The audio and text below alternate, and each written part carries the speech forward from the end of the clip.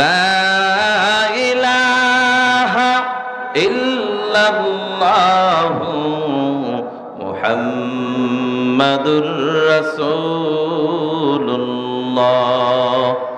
সাল্লাল্লাহু আলাইহি ওয়াসাল্লাম। সুবহানাকা লা ইলমা লানা ইল্লা মা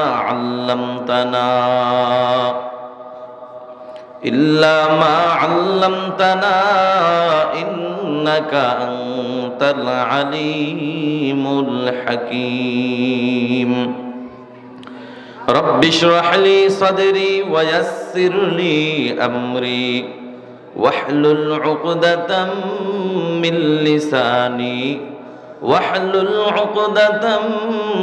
লিসানি ইয়াফকাহু কওলি।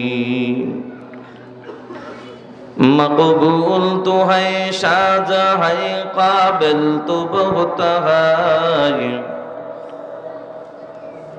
मकबूल तो है शाहजहाँ है काबिल तो बहुत है। ऐना के मनिंदे तो नहीं दिल तो बहुत है। ऐना के मनिंदे तो नहीं दिल तो बहुत है। तौफीक से होती है ये नेमत की खजीना। हर मर्द की ताकत किया और है निशाना। ऐ बंदे खुदा चाहगार उनकी मुलाकात। ऐ बंदे खुदा चाहगार उनकी मुलाकात। जल्दी से या बैठे सन हजरत की नसीहत। जल्दी से या बैठे सन हजरत की नसीहत। যদি আবার প্রশ্ন করি ভাই, যারা যারা কোরআনের বয়ান শোনার জন্য আসছে, বাড়ি থেকে বের হয়ে গেছে, মাহফিলে যাই, সবাই তো এই জান্নাতের বাগানে বসে গেছে, রাস্তায় তো একজনও নাই, দোকানের সামনে তো কোনো লোকই নাই। আছে? আছে? কি বুঝলেন বাবা? টাকা থাকলেই সোনার মক্কা মদিনায় যাওয়া যায় না। শক্তি থাকলেই আল্লাহর ঘর মসজিদে যাওয়া যায় না। এই যে বাক্তি সাউন্ডটা বন্ধ করতে হবে। টাকা থাকলেই যেমন সোনার মক্কা মদিনায় যাওয়া যায় না, শক্তি থাকলে আল্লাহর ঘর মসজিদে যাওয়া যায় না। ঠিক কোরআনের মাহফিলের পাশে ঘর থাকা সত্ত্বেও কোরআনের মাহফিল আসা যায় না। এটা মালিকের পক্ষ থেকে কবুল হওয়ার ব্যাপার। কথা বলেন ঠিক কিনা? কোটি কোটি টাকার মালিক, টাকার অভাব নাই। আজও পর্যন্ত সোনার মক্কা মদিনায় যাবে তো দূরের কথা, যাওয়ার চিন্তাও বাবা মাথায় ঢুকাইতে পারে না। আছে না নাই? চুল পেকে গেছে, দাড়ি পেকে গেছে, সোনার মক্কা মদিনায় যাবে তো দূরের কথা, যাওয়ার চিন্তাও মাথায় ঢুকাইতে পারে না। আবার তাকায় দেখো, রিক্সাওয়ালা বড় গরিব, সারাদিন রিক্সা চালায়, আজান শুনছে মসজিদে চলে যায়। কৃষক আল্লাহর বান্দা কৃষি কাজ করে, আজান শুনছে তো বান্দা মসজিদে হাজির হয়ে গেছে। নামাজের পরে গরিব আল্লাহর বান্দা ওই মালিক আল্লাহর কাছে কেঁদে কেঁদে বলে, আল্লাহ, গরিব বানাইছো, কোনো আফসোস নাই, কোনো আফসোস নাই। টাকা পয়সা বাড়ি গাড়ি নাই, এজন্য কোনো আফসোস নাই। তবে মালিক, মনের মধ্যে একটা আশা, মরণের আগে একবার হলো সোনার মক্কা মদিনায় যেতে চায়। আছে না নাই? আমি আপনাদের কাছে জানতে চাই, গরিব যদি এমন আশা করে, গরিবের আশা আমার আল্লাহ পূরণ করতে পারেন কি পারেন? টাকা কিন্তু নাই, কিন্তু আল্লাহ তাকে পৌঁছায় দিয়েছেন, এরকম আছে না? এ নবীর উম্মতের দল, সোনার মক্কা মদিনায় যাওয়ার মতো আশা আপনাদের আছে না নাই? জীবনে একবার হলো যাবেন, এরকম আশা কার কার আছে দেখি হাত জাগান। আল্লাহ, যারা অর্ধেক হাত জাগাইছে এয়ারপোর্ট পর্যন্ত নিও, যারা পুরা জাগাইছে সোনার মক্কা মদিনায় পৌঁছায় দিও কোন আমিন। মদিনা যাইতে পারলাম না, মদিনা দেখতে পারলাম না। মন চায় যাইতে, একটু বলেন না মন থেকে, মদিনা যাইতে পারলাম না, মদিনা দেখতে পারলাম না। মদিনা নাম কত সুন্দর,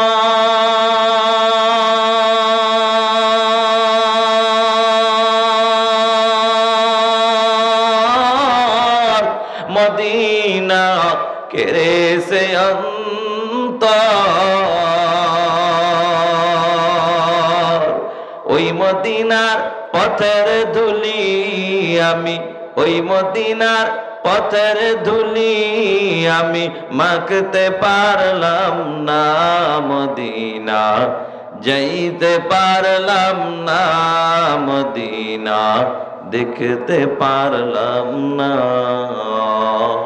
আমি অসহায় তাই এত দূরে রই, আমি অসহায় তাই এত দূরে রই, শুধু সালাম জানাই মদিনা যাইতে পারলাম না, মদিনা দেখতে পারলাম না।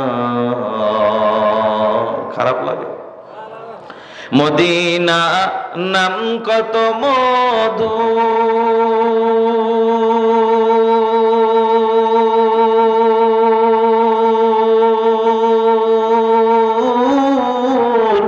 মদিনা আর যে কত দূর। পাখির ন্যায় ডানা থাকলে আমি, পাখির ন্যায় ডানা থাকলে আমি যেতাম মদিনায়, মদিনা যাইতে পারলাম না, মদিনা দেখতে পারলাম না। আয় আল্লাহ, আমার সাথে মদিনার গান যারা গাইছে, যারা একটু আগে হাত জাগাইছে, মরণের আগে একবার হলো সবাইকে সোনার মক্কা মদিনায় পৌঁছায় দিও কোন আমিন। বাবাজি বুঝাইতে চাইলাম, টাকা থাকলেই যেমন সোনার মক্কা মদিনায় যাওয়া যায় না, শক্তি থাকলেই যেমন আল্লাহর ঘর মসজিদে যাওয়া যায় না, ঠিক কোরআনের মাহফিলও আসা যায় না। এটা মালিক আল্লাহর পক্ষ থেকে কবুল হওয়ার ব্যাপার। আমরা যারা আসলাম বসলাম, আমাদেরকে আসার তৌফিক দান করলেন যিনি, তিনি কে? সে মালিকের দরবারে কালিমাতুশ শুকর আদায় করি, আলহামদুলিল্লাহ। কি বেশি ভাষাইতে গেলে ওই এগুলা সাউন্ডগুলা অতিরিক্ত আসে না? একটু ভাষাইতে গেলে হালকা একটু দিয়ে দাও, কষ্ট হয়। ভাইরা আমার, আমি আপনাদের মাঝে সূরা নাজিয়া থেকে আয়াতে কারিমা তেলাওয়াত করেছি। আল্লাহর হাবিব সাল্লাল্লাহু আলাইহি ওয়াসাল্লামের অসংখ্য হাদিস থেকে ছোট্ট একখানা হাদিস আপনাদের মাঝে পেশ করেছি।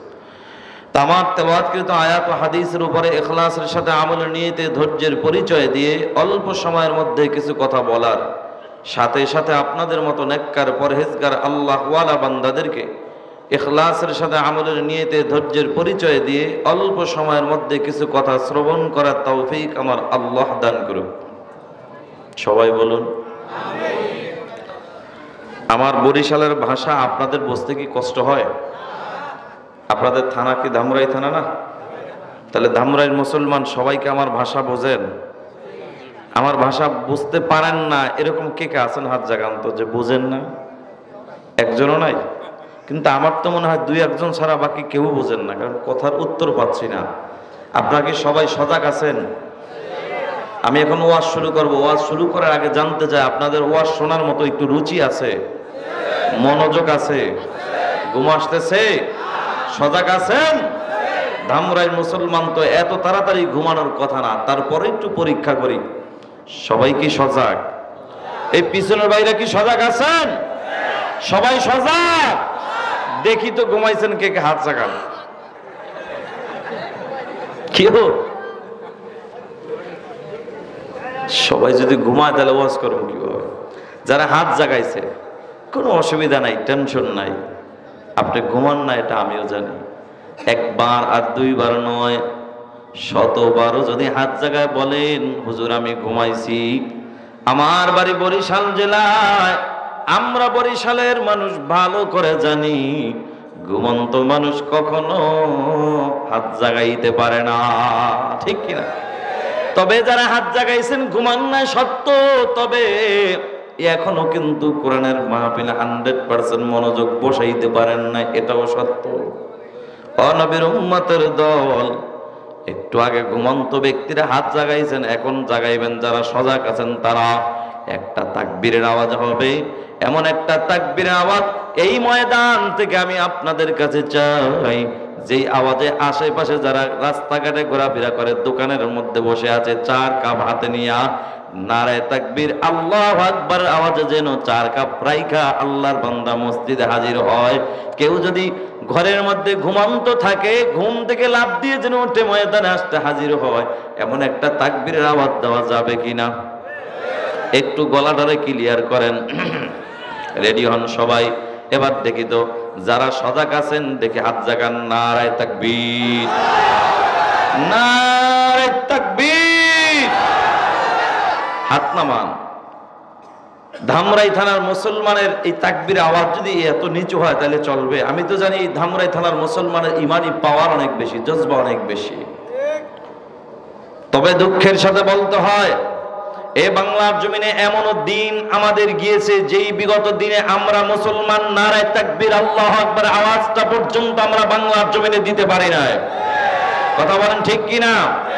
এখন স্বাধীন বাংলাদেশে মুসলমান এখন স্বাধীনভাবে আল্লাহর কোরআনের কথা বলবে, তাকবীর আওয়াজ তুলে ময়দানে নামবে, কেউ বাধা দেওয়ার শক্তি আমার মন বলে কারণ নাই। কথা বলেন ঠিক কিনা? কোরআনের মাহফিলের অনেক বাধার সম্মুখীন আমরা পিছনে হয়েছি।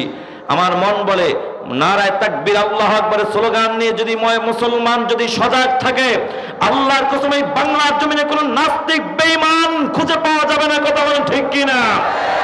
কোন লেবাসদারি কোন মুসলমান আইসা, নামদারি মুসলমান আইসা কোরআনের মাহফিলে বাধা দেওয়ার সুযোগ পাবে না। হুজুর হক কথা বললেন না, এভাবে করেন সেভাবে করেন, তোমার মতো নেতারে জিগানোর টাইম নাই। হুজুর ওয়াজ করবে হুজুরের মন মতো কোরআন হাদিস দিয়া। কথা কোন ঠিক কিনা? তবে কথা একটাই ক্লিয়ার, সেটা হলো আমাদের সামনে ভবিষ্যতে আমাদের হুঁশিয়ার থাকতে হবে। এই কোরআনের মঞ্চে এসে কোন নেতা কাউকে যদি আমাদের এখানে পক্ষ থেকে মেহমান হিসাবে দাওয়াত দেওয়া হয়, মনে রাখবেন সে চেয়ারম্যান হোক, মেম্বার হোক, এমপি হোক, মন্ত্রী হোক, আপনাকে সম্মান করি ততক্ষণ, আপনাকে আমরা সম্মান করব ততক্ষণ, ইজ্জত দিব ততক্ষণ, আল্লাহ এবং আল্লাহর রাসূলের পক্ষে থাকবেন যতক্ষণ। কথা বলেন ঠিক কিনা? আল্লাহ এবং রাসূলের বিপক্ষে চলে যাবেন, কোরআনের বিপক্ষে চলে যাবেন, আপনি যত বড় নেতাই হন, আপনাকে গুনার টাইম মুসলমানের আর সামনে নাই। কথা বলেন ঠিক কিনা? রাগ করলেন? আল্লাহ কবুল করুক, আমিন। সচেতন থাকতে হবে, এখন থেকে সচেতন ইনশাআল্লাহ। তবে একটা মেসেজ দেয়া যায়, সবক দেয়া যায়, যারা মাহফিলে আসছেন জুতা কি নিয়ে আসছেন না রাইখে আসছেন? খালি পায়ে আসছেন? কেউ আছে দু একজন? নাই, সবাই জুতা নিয়ে আসছেন। তবে এতদিন জুতা দূরে রাখছেন, এখন আর দূরে রাখা যাবে না, কাছে রাখবেন, কারণ চোরের ভয় আছে। চোরের ভয়, 2 চোর আছে। এর মধ্যে যদি আমাদের জুতা চুরি হয়ে যায়, আমরা মুসলমান মেনে নিতে পারবো, সমস্যা নাই, পরের দিন আবার প্রয়োজন হলে ভিক্ষা করে জুতা কিনবো। কিন্তু মুসলমান সাবধান, যদি আপনার আমার ঈমান চুরি হয়ে যায় তাহলে ঈমান কিন্তু খুঁজে পাওয়া যাবে না। কথা বলেন ঠিক কিনা? এজন্য জুতা কাছে রাখবেন, এই ঈমানকে হেফাজত করার জন্য। কেউ যদি ঈমানের উপর যে আঘাত করে তাহলে জুতা পিটা দিয়ে সাইজ করতে হবে। কথা বলেন ঠিক কিনা? আল্লাহ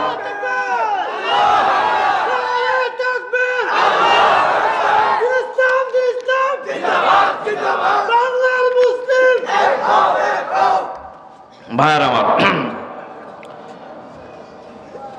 আমাদের তাহলে সকলে সচেতন থাকতে হবে ইনশাআল্লাহ।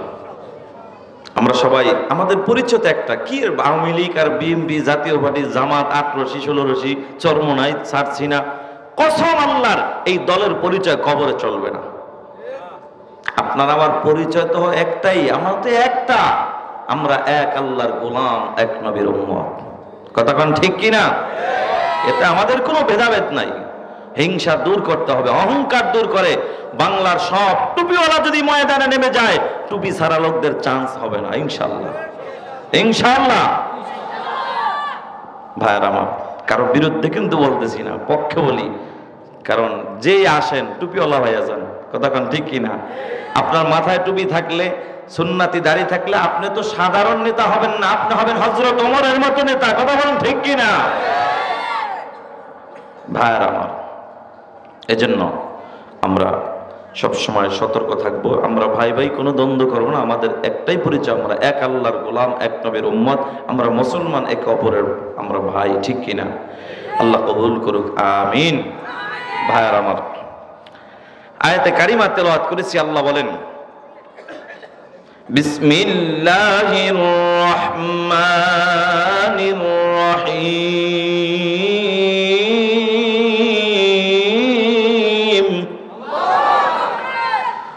ওয়া আম্মা মান খাফা মাকামা রাব্বিহি ওয়া নাহান নাফসা আনিল হাওয়া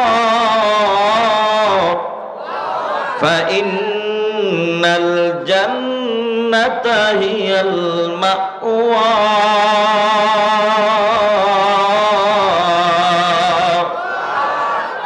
আল্লাহ বলেন, ওয়া আম্মা মান খাফা মাকামা রাব্বিহি, আমি রবের সামনে দাঁড়ানোর ভয় নিয়া, ওয়া নাহান নাফসা আনিল হাওয়া, নিজের নফসটাকে যে পবিত্র রাখবে, আত্মাটাকে যে পবিত্র রাখবে, মানে গুনাহ মুক্ত রাখবে।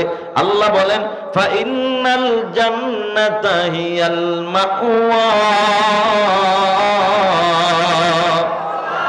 নিশ্চয়ই তার ঠিকানা হলো মালিকের জান্নাত। সুবহানাল্লাহ। এ নবীর উম্মতের দল, আমরা আল্লাহর তৈরি জান্নাতে কে কে যেতে চাই? নারায়ে তাকবীর। হাত যারা জাগাইছেন নামান বাবা, সবাই তো জান্নাতে যেতে চাই। তবে এখানে একটা বিষয় আছে বাবা, এখানে যারা ফজরের নামাজ পড়েন না, সেও হাত জাগাইছেন, জান্নাতে যেতে চাই। জোহর জান্নাত কাদেরকে দিবেন? জান্নাত তো তাদেরকেই দিবেন। ওয়ানাহান নাফসা আনিল হাওয়া, নিজের নফসটাকে যে পবিত্র রাখবে, আত্মাটাকে যে পবিত্র রাখবে, মানে গুনাহ মুক্ত রাখবে, তার জন্য জান্নাত। এরে নবীর উম্মতের দল, এখন আত্মাটাকে পবিত্র করার জন্য কি করণীয়? আত্মাটাকে পবিত্র করার জন্য 2টা মেডিসিন লাগবে। 1 নম্বর মেডিসিনের নাম হলো তাকওয়া। তাকওয়া মানে হলো আল্লাহর ভয়। আর এই তাকওয়া নামক মেডিসিন যদি অন্তরে ঢুকে যায়, আল্লাহর কসম, ওই যুবক যুবতীকে কেউ পিটায়াও গুনার কাজে নামাইতে পারবে না। কথা বলেন ঠিক কিনা? এ পদ্মার মা, আল্লাহর কসম করে বলে যায়, তাকওয়া নামক মেডিসিন যদি অন্তরে ঢুকে যায়, ও মা, তোমার বোরকা ছাড়া দূরের কথা মাগো, তুমি চেহারাটা খুইলাও, কখনো মার্কেটে যাইতে পারবা না, রাস্তাঘাটে নামতে পারবা না। কারণ একটাই, তোমার অন্তরে তাকওয়া নামক মেডিসিন নাই। যেভাবে ইচ্ছা তুমি সেভাবেই চলতেছো। তাকওয়া এমন একটা দামি মেডিসিন। তাকওয়া নামক মেডিসিন যদি অন্তরে ঢুকে যায়, ওই বান্দার দ্বারা কোনোদিন কোনো মানুষ কষ্ট পাবে না, কোনো মানুষ কোনোদিন ঠকবে না। কথা কোন ঠিক কিনা? ও নবীর উম্মতের দল, তাকওয়া নামক মেডিসিনের পাওয়ার কত দেখো। আল্লাহর নবীর প্রিয় সাহাবী হযরত ওমর ফারুক রাদিয়াল্লাহু তাআলা আনহু রাতের গভীরে হাঁটতেছে, এলাকার জনগণের খোঁজ খবর নিতেছে। হযরত ওমর রাতের শেষ ভাগে হঠাৎ করে একটা ছোট্ট একটা ঘরের কিনারায় যা ব্রেক হয়ে গেল। ভিতর থেকে একটা আওয়াজ, মা মেয়েকে ডাক দিয়া বলে, বেটি আজকে দুধ কি দহন করা হয়েছে? বলে হ্যাঁ হ্যাঁ হয়েছে। বলে মা গো, দুধ তো একটু কম হয়েছে তুলনামূলক আগের চাইতে। মা ডাক দিয়া, বেটি টেনশন করবা না, কম হয়েছে তো কি হয়েছে, একটু পানি মিশা দিলেই তো দুধ বেড়ে যায়, অসুবিধা কোথায়? মেয়েটা ডাক দিয়া, মা গো আমি পানি মিশাইতে পারবো না। কেন পারবা না? কয় মা হযরত ওমর নিষেধ করেছে। আল্লাহু আকবার। ও কলিজার টুকরা যুবক ভাই, বৃদ্ধ বাবাজিরা, ও পর্দার আড়ালের মা, তাকওয়া নামক মেডিসিন এমন দামি একটা মেডিসিন। তাকওয়া নামক মেডিসিনের পাওয়ার কত দেখো। আল্লাহর বান্দি ডাক দিয়া কামা গো, আমি পারবো না, হযরত ওমর নিষেধ করছে। মা ডাক দিয়া কা বেটি তুমি আসলেই বোকা হয়ে গেছো, হযরত ওমর নিষেধ করছে তো কি হইছে? ওমর তো এখন নাই, ওমর তো দেখে না, ওমর ঘুমায়। মেয়েটা ডাক দিয়ে কয় মা গো,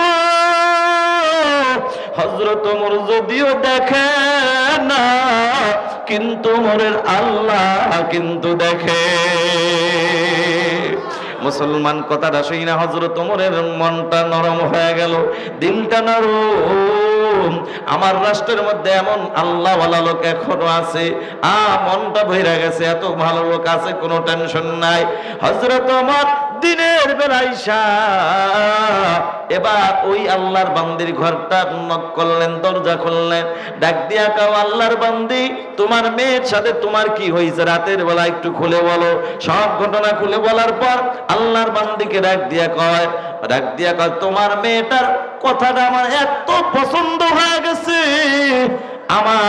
আমি ওমর আমার ছেলের সাথে তোমার মেয়ের জন্য বিবাহের প্রস্তাব দিয়া দিলাম। সুবহানাল্লাহ। মহিলা ডাক দিয়া কয় আমার মেয়ের সাথে, আমরা গরিব মানুষ আর একজন রাষ্ট্রপতি আইসা আমার মেয়ের ব্যাপারে বিবাহের প্রস্তাব দিয়েছে, এটা সাধারণ কোনো ব্যাপার না, কতক্ষণ ঠিক কিনা, বিশাল ব্যাপার। এখানে একটা জিনিস বোঝার আছে বাবা, ও অভিভাবক যারা আছেন, ছেলের বাবা মেয়ের বাবা শুনে নেন, ও পর্দার আড়ালের মা, ছেলের মা মেয়ের মা, ভালো করে বুঝে নেন। এখানে একটা বোঝার বিষয় আছে, 14 বার মক্কা মদিনায় গেছেন ও হাজী সাহেব, এখনো দুনিয়ার লোভটা অন্তর থেকে সরাইতে পারেন নাই, এখনো অন্তরের মধ্যে দুনিয়ার লোভ। এখনো ডাক দিয়া বলেন, ও ঘটক ভাই, আমার ছেলের জন্য এমন একটা মেয়ে দেখো, যেই মেয়ের বাবার টাকা আছে, বাড়ি আছে, গাড়ি আছে, কথা কোন ঠিক কিনা? ও ঘটক ভাই, আমার মেয়ের জন্য এমন একটা ছেলে দেখো, যেই ছেলেটার টাকা পয়সা বাড়ি গাড়ি আছে, যদি ছেলেটা যদি সরকারি চাকরিওয়ালা হয় আরো ভালো হয়, যদি আমেরিকার পার্টি হয়, লন্ডনের পার্টি হয় তো কথাই নাই, কথা কোন ঠিক কিনা? ও হাজী সাহেব, অথচ তুমি মুসলমান হিসেবে তোমার বলা উচিত ছিল রে ভাই, আমার ছেলেটাকে বিবাহ করাবো, এমন একটা মেয়ে আমার ছেলের জন্য দেখো, যেই ছেলেটা হবে দিনদার পরহেজগার আল্লাহওয়ালা, কথা কোন ঠিক কিনা? মুসলমান আল্লাহর গোলাম, এমন চিন্তা তো তোমারও নাই আমারও নাই। কিন্তু যুবক রে, তোমাদের হাতে ধরে পায়ে ধরে বলে যাই, ও যুবতী বোন, তোমাকেও বলে যাই, দুনিয়ায় শান্তি পরকালে মুক্তি যদি পেতে চাও, তাহলে বলবা বাবা আমি ভালো ছেলে চাই, দিনদার ছেলে চাই, নামাজি ছেলে চাই, পরহেজগার আল্লাহওয়ালা ছেলে চাই। দুনিয়ার হায়াতের জিন্দেগিটা এটা আসলে আপনার আমার থাকার জায়গা নয়, দুনিয়াটা হলো আপনার আমার জন্য আখিরাতের বাজার করার জায়গা, কথা কোন ঠিক কিনা?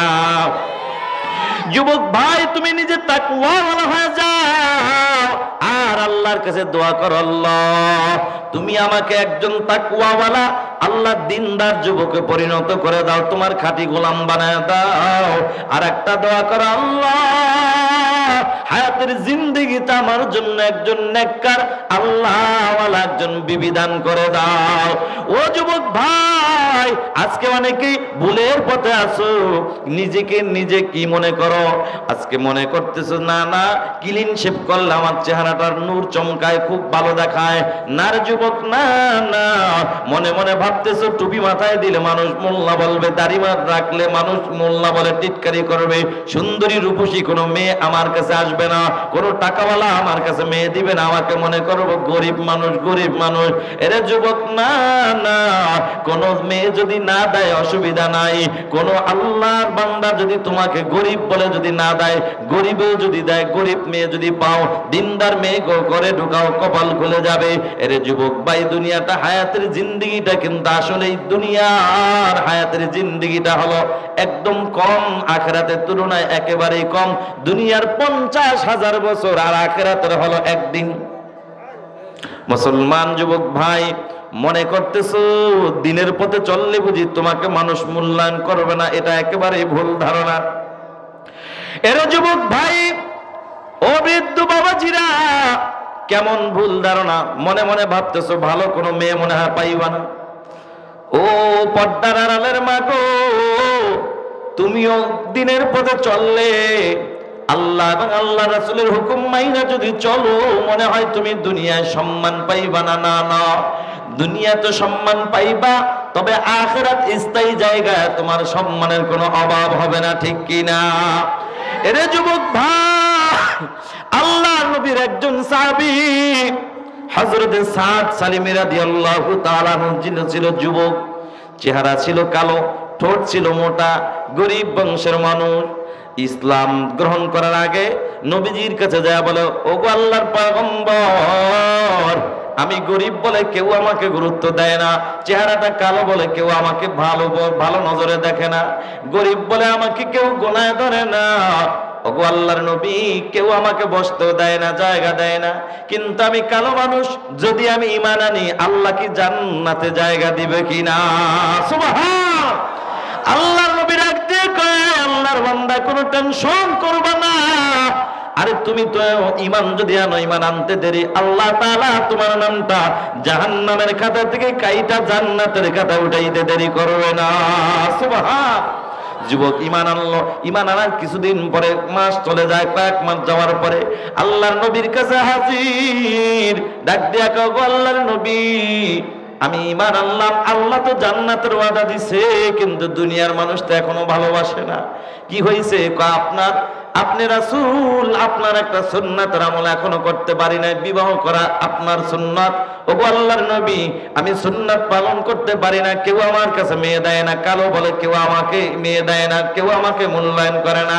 আল্লাহর নবী ডাক দিয়ে কয়, সাদ, তুমি ইসলাম গ্রহণ করেছো, আরে তোমার কাছে কেউ মেয়ে দেয় না, শুনে নাও, তোমার দাম তো আল্লাহ তাআলা শুধু আখিরাতে নয়, আল্লাহ দুনিয়াতেও তোমার দাম বাড়ায় দিয়েছে। দেখো কিভাবে, যাও যাও মদিনার একজন ধনাঢ্য ব্যক্তি আমর ইবনে ওয়াহাবের কাছে যাও, ওই ওয়াহাবের কাছে যাইয়া আমি নবীর ফয়সালা শোনায় দাও যে আল্লাহর হাবিব সাল্লাল্লাহু আলাইহি ওয়াসাল্লাম আপনার সুন্দরী মেয়ের সাথে আমি সাদের সাথে বিবাহ দিয়া দিয়েছেন। সুবহানাল্লাহ, ফয়সালা দিয়া দিছেন। এখন যুবক তো এক কদম দুই কদম সামনে আগায়, আবার একটু পিছিয়ে যায়। হায় রে, সাধারণ মানুষ আমার কাছে মেয়ে দেয় না, আর মদিনার সবচেয়ে ধনাঢ্য ব্যক্তি মেয়ে দিবে? আবার কয়, না না, কথা তো দামি লোকের দামি জবানের কথা, কথা কোন ঠিক কিনা? নবীর দামি জবানের কথা, এই কথা তো মিস হইতে পারে না। আল্লাহর গোলাম যুবক এক কদম দুই কদম করে সামনের দিকে আগায়, কিছু দূর যাওয়ার পরে আবার ব্রেক দেয়, আবার চিন্তা করে না, নবীর কথা তো ভুল হইতে পারে না। বুক ভরা আশা নিয়ে যাইয়া আমর ইবনে ওয়াহাবের দরজা যাইয়া সালাম দিয়া কয়, ও আল্লাহর বান্দা, আল্লাহর নবীর ফয়সালা, এটা আপনার মেয়ের সাথে আমার বিবাহ আল্লাহর রাসূল ঘোষণা দিয়া দিছে। বড় লোক ধনাঢ্য ব্যক্তি আমর ইবনে ওয়াহাবের মাথা গরম হয়ে গেছে। কি বললা তুমি? হ্যাঁ, একবার চিন্তা করে দেখছো, তুমি কোথায় আমি কোথায়? চেহারা দেখাই সব ভুলা গেছে, নবীর কথাটা পর্যন্ত ভালো করে শুনে নাই। ছেলেটা এখন যুবক, আল্লাহর গোলাম সাদ সালিমী রাদিয়াল্লাহু তাআলা এখনো বুক ভরা আশা ছাড়ে নাই, কিন্তু তার ধমকে এক কদম দুই কদম পিছনে চলে গেছে। হায় রে, নবীর কথা তো মিথ্যা হতে পারে না, কিন্তু এই লোকটা যে আমার ধমক দিল, কেমন যেন একটু পিছনের দিকে ব্যাগ দিচ্ছিল। এমন সময় ভিতর থেকে একটা মেয়েটা ডাক দিয়া কয়, ও যুবক দাঁড়াও, আরে আমার বাবা রাজি না হইলে হবে কি, আমি রাজি হয়ে গেলাম। বাবাকে ডাক দিয়া কয়, বাবা তুমি কি একবার চিন্তা করে দেখেছো? ও বাবা, যদিও এই গরিব প্রস্তাবটা নিয়ে আসছে, কিন্তু প্রস্তাবটা তো গরিবের জবানের প্রস্তাব না, যে প্রস্তাবটা তো দিয়েছেন স্বয়ং রাসূলুল্লাহ সাল্লাল্লাহু আলাইহি ওয়াসাল্লামের পক্ষ থেকে। ও বাবা, তুমি তো নিজেকে ধ্বংসের দিকে নিয়ে গেলা, কি করলা তুমি? এটাকে কাজ করলা কিনা? তবে বাবা শুনে নাও, তুমি রাজি না হই না, আমি তোমার একমাত্র আদরের কন্যা, আল্লাহর রাসূলের ফয়সালা আর থেকে আমি দূরে সরতে চাই না। ও পর্দার আড়ালের মা, এখান থেকে আপনার একটা শিক্ষা, যে আপনি তো চান দুনিয়াকে প্রাধান্য দেন, আখিরাতকে প্রাধান্য দিতে পারেন না। ভাইয়ারা আমার, হযরত ওমর রাদিয়াল্লাহু তাআলা আনহু দুনিয়াকে প্রাধান্য দেন নাই, কোথায় আখিরাতকে প্রাধান্য দিয়েছেন। ডাক দিয়া কও, আল্লাহর বান্দি, তোমার মেয়ের সাথে আমার ছেলের বিবাহের প্রস্তাব দিলাম, তুমি রাজি কিনা বলো। আল্লাহর বান্দি ডাক দিয়া কও, খলিফাতুল মুসলিমিন, আপনি যদি রাজি থাকেন আমি কেন রাজি থাকবো না। বিবাহ পড়ায়া দিলেন। বাস এবার যখন জয় তার পুত্রবধূকে নিয়ে বাড়িতে চলে যায়, পুত্রবধূকে একদিন হযরত ওমর ডাক দিয়া কয়, মা, তোমার কাছে আমি ওমরের একটা আবদার, মা, তোমার টাকা পয়সা বাড়ি গাড়ি দেখা কিন্তু আমি আমার ছেলের জন্য তোমাকে আনি নাই। এরে মা, তোমাকে আমি ওমর কেন আমার ঘরে নিয়ে আসছি জানো? আমি তো এনেছি একমাত্র শুধুমাত্র তোমার তাকওয়া ইখলাস দেখা। সুবহানাল্লাহ। তোমার আমলের মধ্যে ইখলাস আছে, তাকওয়া আছে, এই জন্য আমি তোমাকে নিয়ে আসছি, কোনো টেনশন নাই। হ্যাঁ, তুমি এক কাজ করো, তোমার কাছে আমার একটা আবদার হলো, তুমি যেন আমি ওমর যখন ঘর থেকে বের হওয়া আমার কাছে একটা কথা বারবার আমার কানে শোনায় দিবা। বলে কোন কথা? বলে ওই যে তুমি একটা কথা বলেছিলা, গভীর রাত আমি কানের মধ্যে শুনেছিলাম, তুমি বলেছো হযরত ওমর যদিও দেখে না, ওমরের আল্লাহ কিন্তু দেখে। কথা কোন ঠিক কিনা? ওরে মুসলমান আল্লাহর গোলাম, ও যুবক ভাই, ও বৃদ্ধ বাবাজিরা, ও পর্দার আড়ালের মা, হযরত ওমর এই কথাটা কেন বললো একটু চিন্তার বিষয় বাবা। গভীর ভাবে একটু চিন্তা করে দেখেন ওমর কেন বলছে। মেয়েটা ডাক দিয়া কয়, বাবা আপনি কেন এই কথা আপনাকে শোনাবো, আপনার আবদার করার কারণটা কি? হযরত ওমর ডাক দিয়া কয়, মা গো, আমি ওমর ঘর থেকে যখন বের হয়ে যায়, দুনিয়ার মোহাব্বত যেন আমাকে না পায়, দুনিয়ার মোহাব্বত যেন আমি ওমরকে গ্রাহ্য করতে না পারে, আখিরাত যেন আমার স্মরণ থাকে, যে আমি ওমর তখন এই কথাটা ভাববো, আমি ওমর যা করি বা না করি সব আমার আল্লাহ দেখে। ঠিক কিনা ভাইয়ার আমার? এটা কোন ওমর?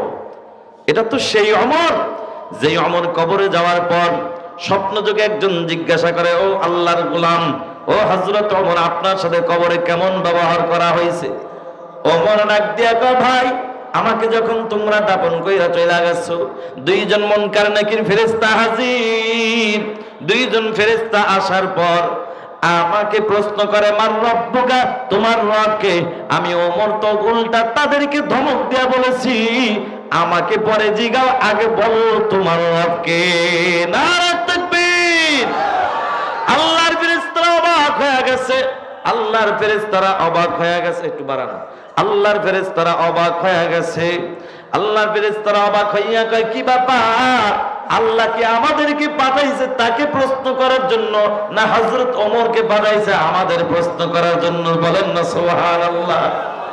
আল্লাহর নবীর রওজা মুবারকের পাশেই ছিল হযরত ওমরের কবর। আল্লাহর নবীর চেহারা মুবারক ঘুরাইয়া আল্লাহর নবী ডাক দিয়া কও, আল্লাহর ফেরেশতারা কোনো টেনশন করবা না, আমার ওমরকে তোমাদের আর প্রশ্ন করা লাগবে না। আমার সাহাবী ওমর তোমাদের চাইতে তার রবকে অনেক ভালো চেনে। সুবহানাল্লাহ। এটা হলো সেই ওমর। ভাইরা আমার, ওয়া আম্মা মান খাফা মাকামা রাব্বি, আল্লাহ বলেন আমি রবের সামনে দাঁড়ানোর ভয় নিয়া, এই বাবা, রবের সামনে দাঁড়ানোর ভয় আগে অন্তরে ঢুকাইতে হবে, যে দাঁড়াইতে হবে, এই চিন্তাটা আগে ভিতরে ঢুকাইতে হবে, বিশ্বাস অন্তরে ঢুকাইতে হবে। কথা কোন ঠিক কিনা? যে আমার রবের সামনে একদিন আমার দাঁড়াতে হবেই, এটা 100% আগে বিশ্বাস করতে হবে। বলেন তো আপনার আমার রব যিনি, তিনি কে? ওই রবের সামনে দাঁড়ানোর ভয় অন্তরে ঢুকানোর দরকার আছে না নাই? একদিন আপনার আমার দাঁড়াতে হবে কি হবে না? নবীজি আম্মাজান আয়েশা সিদ্দিকা রাদিয়াল্লাহু তাআলা আনহার সামনে বয়ান করেন, ও আয়েশা, কিয়ামতের ময়দানে মানুষগুলা দাঁড়ানো থাকবে কত বছর? বলে 50,000 বছর। আয়েশা তুমি কি জানো দাঁড়ানোর জায়গা পাবে কতটুকু? ও সুতিপাড়ার মুসলমান, 1% পাইবেন না, 2% নয়, 1 কাঠা 2 কাঠা নয়, কতটুকু জায়গা পাইবেন জানেন? মাত্র পায়ের তালু রাখতে যেই পরিমাণ জায়গা লাগে, দুটি পায়ের তালু ওই পরিমাণ জায়গা আপনার জন্য বরাদ্দ হবে। আল্লাহর নবী রাত দেখায় কিয়ামতের ময়দানে মানুষগুলা এই পরিমাণ জায়গা নিয়ে 50,000 বছর দাঁড়ায় থাকবে।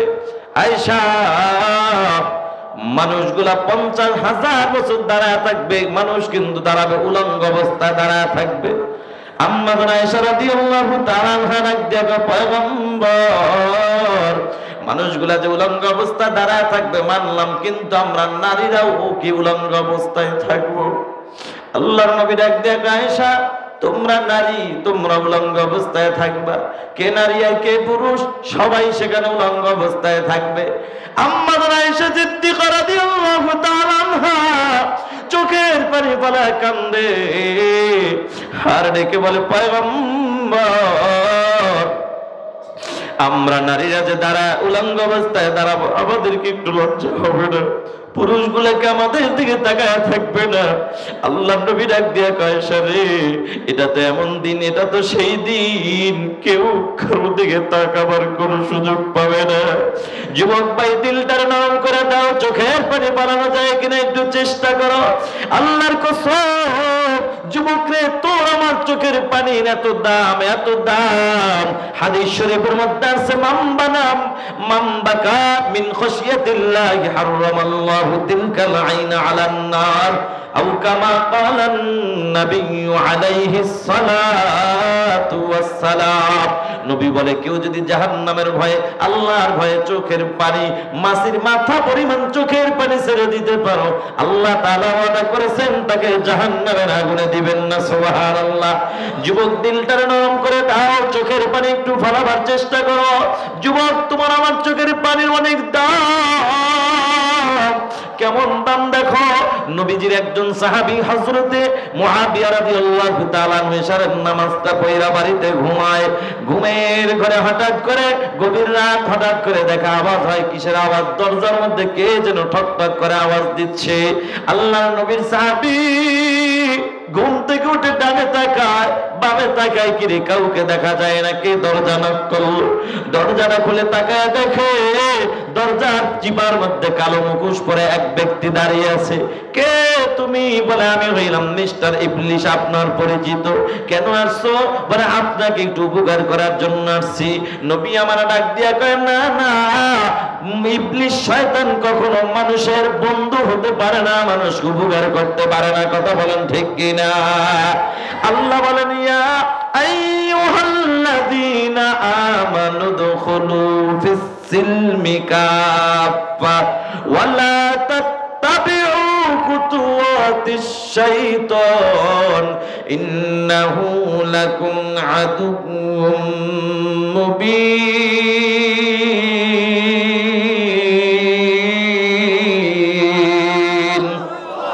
আল্লাহ বলো, ঈমানদার, ইসলামের মধ্যে পরিপূর্ণভাবে প্রবেশ করো।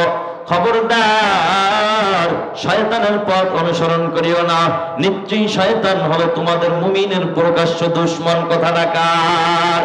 আল্লাহ নবী সাহাবী ডাক দিয়ে কয়, শয়তান সত্যি করে বল, তুই কেন আমার কাছে আসছো? কি উপকার করার জন্য? মিস্টার ইবলিস ডাক দিয়ে কয়, ও নবীর সাহাবী, বিশ্বাস করেন কিনা জানি না, করবেন কিনা জানি না, তবে সত্য কথা বলছি, আমি আপনাকে ঘুম থেকে জাগায় দেওয়ার জন্য আসছি। আপনার তাহাজ্জুদ নামাজের সময় হয়ে গেছে, এই জন্য জাগায় দেওয়ার জন্য আসছি। আল্লাহর নবীর সাহাবী ডাক দিয়া কয়, না না, আমি বিশ্বাস করি না, কারণ এটা তোর কাজ না। তোর কাজ হইল বরঞ্চ তাহাজ্জুদ ব্যক্তি, তাহাজ্জুদ গুজার ব্যক্তি সময় হয়ে গেলে তাকে আরো টিপা টিপা ঘুম পাড়ায় দেওয়ার। কথা বলেন ঠিক কিনা? আল্লাহর নবীর সাহাবী গাছের সাথে বাইদা, এবার সত্য করে বাইদা ডাক দিয়া কয়, সত্যি করে বল, কেন আসছস? উদ্দেশ্য কি বল? এবার মিস্টার ইবলিস তো আটকা পড়ে গেছে, এখন তো না বলে কোনো উপায় নাই। ডাক দিয়া কয়, আল্লাহর নবীর সাহাবী, বিশ্বাস করেন আমি আপনাকে জাগাইতে আসছি, তবে এটা সত্য, কোনো সন্দেহ নাই, কিন্তু আমার জাগানোর মধ্যে উদ্দেশ্যের মধ্যে ভেজাল। বলে, কি ভেজাল? বলে আমি গতকালকে আপনাকে একটু ঘুম পাড়ায় দিয়েছিলাম, আপনি ঘুমায় গেছেন, তাহাজ্জুদটা নিয়মিত পড়তে পারেন না। সকালবেলা ঘুম থেকে উঠা চোখের পানি ছেড়ে দিয়ে কাঁদেন, আপনার চোখের পানিগুলো আমার আল্লাহর আরশ পর্যন্ত ধাক্কা লেগে যায়। আপনার কান্নার আওয়াজ আল্লাহর আরশ পর্যন্ত চলে যায়। আপনার চোখের পানি দেখে মালিক সহ্য করতে পারে নাই, বরং আপনি নামাজ পড়া সময় মতো যেই সব পাইতেন তার ডাবল সব আল্লাহ আপনার চোখের পানির বিনিময়ে আল্লাহ দিয়া দিছে। ও যুবক ভাই, বৃদ্ধ বাবাজিরা, ও পদ্মার আড়ালের মা, চোখের পানির অনেক দাম। ও আল্লাহর নবী, আল্লাহর গোলামেরা, ভালো করে শুনে নাও। আম্মা জান আয়েশা রাদিয়াল্লাহু তাআলা আনহা চোখের পানি ফেলায় কান্দে, ডাক দিয়া কও, আল্লাহর নবী, আমরা নারী, আমরাও কি এভাবে উলঙ্গ থাকবো? বলে হা হা, কেউ তাকাবে না। কয় না আয়েশা, তাকাবার কোনো সুযোগ নাই, কোনো চান্স নাই। কিয়ামতের ময়দান তেমন কঠিন, বলে দুনিয়াতে বৈজ্ঞানিক বলে 9,30,00,000 মাইল উপরে হলো বর্তমান সূর্য। এই সূর্যটার তাপ যখন বেড়ে যায়, ও যুবক, গরমের সময় অনেক সময় ছাতা ছাড়া আমরা বের হইতে পারি না। কিছু দূর যাওয়ার পর আবার ব্রেক দিয়ে গাছ খুঁজতে থাকি, গাছের নিচে একটু দাঁড়াবো। এটা হলো আপনার আমার চিন্তা। যুবকরা একটু চিন্তার বিষয়, যেই সূর্যটা উল্টা বিলে এখন আছে, তাও আবার 9,30,00,000 মাইল উপরে। কিয়ামতের ময়দানে সূর্যটাকে ভালো করে আবার আল্লাহ তাআলা মাথার কাছাকাছি নিয়ে আসবেন। তখন সূর্যের তাপে মাথার মগজ করে টকবক টকবক করতে থাকবে, মাটির জমিনটা তামা হয়ে যাবে, মানুষগুলা দাঁড়ায় থাকতে পারবে না, মানুষগুলা দাঁড়ায় থাকতে পারবে না, মানুষগুলা এখন অস্থির হয়ে যাবে। কি করা যায়? সবাই দৌড় মারবে, সিদ্ধান্ত নেবে চল আমরা পয়গম্বরদের কাছে যাই। সবাই দৌড় মাইরা সর্বপ্রথম আল্লাহর পয়গম্বর আদম নবীর কাছে হাজির। আদম নবীর কাছে যাইয়া ডাক দিয়া বলল, আল্লাহর পয়গম্বর আদম নবী, আপনি আল্লাহর কাছে যাইয়া আমাদের ব্যাপারে একটু সুপারিশ করেন। আল্লাহ যদি আমাকে জান্নাত দান করে জান্নাতে যাব, আমাকে যদি জাহান্নামে যেতে হয় জাহান্নামে যাব, কিন্তু বিচারের কাজটা যেন তাড়াতাড়ি সমাধান করে। আর দাঁড়ায় থাকতে পারি না। এর যুবক, দিলটারে নরম করে দে, চোখের পানি ফলাইয়া দে। যুবক রে, মনে মনে ভাবতেছ এখনো কান্নার সময় হয় না। না রে যুবক, না না, কবে তুমি কাঁদবা? তোমার কাঁদার সময় কিন্তু চলে যায়। মনে মনে ভাবতেছ আরো 10 বছর হায়াত পাইবা। না যুবক, এটার কোনো গ্যারান্টি নাই। এরে যুবক, গত 1 সপ্তাহ, 1 থেকে 1.5 সপ্তাহে এই তোমাদের পাশেই মানিকগঞ্জ জেলার একটি ঘটনা আমি পত্রিকায় দেখেছি। যুবক রে, এক আল্লাহর বান্দা তার বিবিকে অসুস্থ, এই জন্য ঢাকা মেডিকেলে ভর্তি করেছে। বিবি ঢাকা মেডিকেলে অসুস্থ অবস্থায় আল্লাহ তাকে সারা দিয়ে চলে গেল। স্বামী এখন কান্দে, বিবি তাকে ছাইরে চলে গেছে। বিবির লাশটা এখন স্বামী কান্না করে করে অ্যাম্বুলেন্সে করে মানিকগঞ্জের দিকে নিয়ে আসতেছিল। জানাজা দিবে, দাফন করবে, কিন্তু আল্লাহর খেলা বোঝা যায় না। হঠাৎ করে ওই অ্যাম্বুলেন্সের চাক্কাটা বাস্ট হইয়া একটা গাছের সাথে লাইগা আল্লাহর বান্দা এখন স্বামীও দুনিয়া থেকে বিদায় হয়ে গেছে। আল্লাহর বান্দা যুবক, কিসের বাহাদুরি করো, কিসের অহংকার করো, কিসের অহংকার করো? জমিনের মধ্যে আসলে তোমার আমার চাইতে বড় অহংকার বানালো, বড় অহংকার বানালো, যাদের দাপটে মানুষগুলা থরথর করে কাঁপছে।